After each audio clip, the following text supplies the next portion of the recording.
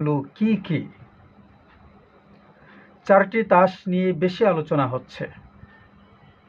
১. বিবাহিত নারী তার স্বামীর বিরুদ্ধে ধর্ষণের অভিযোগে আদালতে মামলা করতে পারবে। মানে কি বলবো, আমি এটা কিছু ভাষা খুঁজে পাচ্ছি না যে কি বলবো।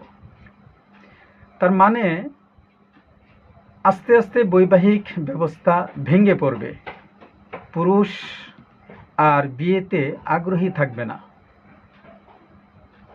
২.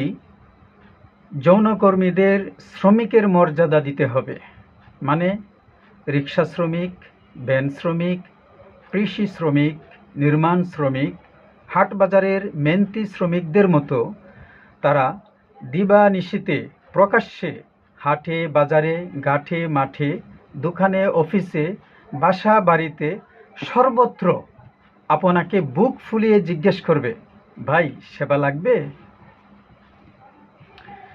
এমতাবস্থায় যার ঘরের বউ ঘুকরা সাপের মতো কথায় কথায় চুবল মারে, সে মনে করবে ধুত্তুর, তার চেয়ে এই ভালো। এমনিভাবে পারিবারিক কাঠামো আর ঠিক থাকবে না। ৩. ত্যায্য সম্পত্তিতে নারীকে পুরুষের সমান অংশ দিতে হবে। মানে হলো প্রত্যেকটি পরিবারে দ্বন্দ্ব লাগিয়ে দেওয়া। তখন ভাই বড় ধন, রক্তের বাঁধন, এই প্রবাদটি ১৮০ ডিগ্রি উল্টে যাবে।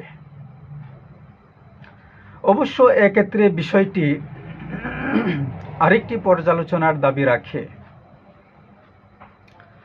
নির্যাতিত, নিগৃহীত, উপেক্ষিত, বঞ্চিত ব্যক্তি বা সম্প্রদায় বা গোষ্ঠী যখন ঘুরে দাঁড়াবার সুযোগ পায়, তখন বহুদিনের পুঞ্জীভূত হতাশা, ক্ষোভ, নিরাশা থেকে মুক্তির মাহেন্দ্রক্ষণে বাধাহীন ও নিয়ন্ত্রণহীনভাবে যখন সামনে এগোতে থাকে, তখন তার গতি বা তাদের গতি একটু বেশিই হয়।